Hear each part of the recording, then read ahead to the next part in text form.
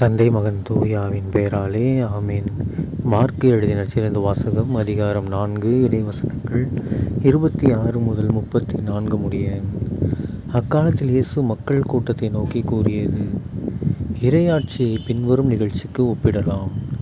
நிலத்தில் ஒருவர் விதைக்கிறார். அவர் எதுவும் செய்யாமலே நாள்கள் நகர்ந்து செல்கின்றன. அவருக்கு தெரியாமல் விதை முளைத்து வளர்கிறது. முதலில் தளிர், பின்பு கதிர், அதன் பின் கதிர் நிறைய தானியம் என்று நிலம் தானாகவே விளைச்சல் அளிக்கிறது. பயிர் விளைந்ததும் அவர் அறிவாளோடு புறப்படுகிறார், ஏனெனில் அறுவடை காலம் வந்துவிட்டது என்று கூறினார். மேலும் அவர் இறையாட்சி எதற்கு ஒப்பிடலாம், அல்லது எந்த உவமையால் அதை எடுத்து சொல்லலாம்? அது கடுகு விதைக்கு ஒப்பாகும். அது நிலத்தில் விதைக்கப்படும் பொழுது உலகில் உள்ள எல்லா விதைகளையும் விட சிறியது. அது விதைக்கப்பட்ட பின் முளைத்தெழுந்து எல்லா செடிகளையும் விட பெரிதாகி வானத்து பறவைகள் அதன் நிழலில் தங்கக்கூடிய அளவுக்கு பெரும் கிளைகள் விடும் என்று கூறினார்.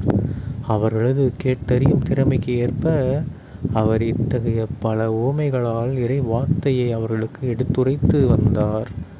ஊமைகளின்றி அவர் அவர்களோடு பேசவில்லை. ஆனால் தனிமையாக இருந்தபோது தம் சீடருக்கு அனைத்தையும் விளக்கி சொன்னார். ஆண்டவரின் அருள்வாக்கு. கிறிஸ்துவே உமக்கு புகழ். அன்பான சகோதர சகோதரிகளே, இன்று பொதுக்காலம் 11ஆம் வாரம் ஜூன் மாதம் 16ஆம் தேதி 2024ஆம் வருடம் ஞாயிற்றுக்கிழமை. இன்றைய நற்செய்தியில் பாருங்கள், நம்ம இயேசு கிறிஸ்து ஆண்டவர் 2 மிகப்பெரிய ஒரு உண்மைகளை எடுத்துள்ளார். ஒவ்வொன்றும் பயங்கர பவர்ஃபுல்லான உண்மைகள். அதெல்லாம் புரிஞ்சுக்கிட்டோம் அப்படின்னா நம்ம வாழ்க்கையோட வாழ்கிற விதமே வேறு மாதிரி இருக்கும். ஓகேங்களா? முதலாவது உண்மை என்னது? ஒருத்தர் என்ன பண்ணுறாரு, நிலத்தில் விதை விதைக்கிறாரு. அவர் எதுவுமே செய்யலை. நாள் ஆக என்ன ஆகுது, விதை முளைச்சி கடைசியில் அறுவடை வரைக்குமே வந்துடுச்சு. ஓகேங்களா? அப்போ அதை அறுவடை செய்கிறார். இதுனா என்ன அர்த்தம்? கடவுள் நம்மளை பூமிக்கு அனுப்பிட்டார். ஓகேங்களா? ஸோ நாம் வளர்ந்து பெரிய ஆளாக போயிட்டு வாழ்ந்துட்டுருக்குறோம். இறுதி காலம் வரும்பொழுது கடவுள் நமக்கு தீர்ப்பு வழங்குவார். ஓகேங்களா? அறுவடை செய்து எப்படி நல்ல விதைகளை எப்படி ஒரு இடத்துல சேர்ப்பாங்களோ அந்த மாதிரி பெரிய ஒரு நிகழ்வுகள் நடக்கும். ஓகேங்களா? So be careful. அதே மாதிரி இன்னொரு உவமை எடுத்து வைக்கிறார். என்னது? கடுகு விதை. அதாவது ஒரு சிறிய விதை. விதை ரொம்ப சின்னூண்டாக இருந்தாலும் அதை விதைச்ச நல்ல இடமா விதைஞ்சிச்சு அப்படின்னா அது பெரிய மரமாகி பல கிளைகள் வளர்த்து அது பல பறவைகளுக்கு ஒரு பெரிய வீடாக அமையும். ஓகேங்களா? அதுவும் வானத்து பறவைகள். ஸோ இதில் ஏசப்பா என்ன சொல்ல வர்றாரு, நம்ம மனதில் ஒரு சிறிய விதையான இறை வார்த்தை பட்டு சரியாக வளர்த்தணும் அப்படின்னா அந்த இறைவார்த்தை மூலமாக நம்முடைய விசுவாசம் பெரிய மரம் அளவுக்கு வளர்ந்து வானத்து பறவைகளை ஒரு உலக மக்கள் வாழ்வது போல் நம்மளால் வாழ முடியும். அவங்களும் நமக்கு உதவி செய்வாங்க. வானத்தூதர்கள்லாம் இருக்காங்க இல்லையா, அவங்களாம் நமக்கு உதவி செய்வாங்க. ஓகேங்களா?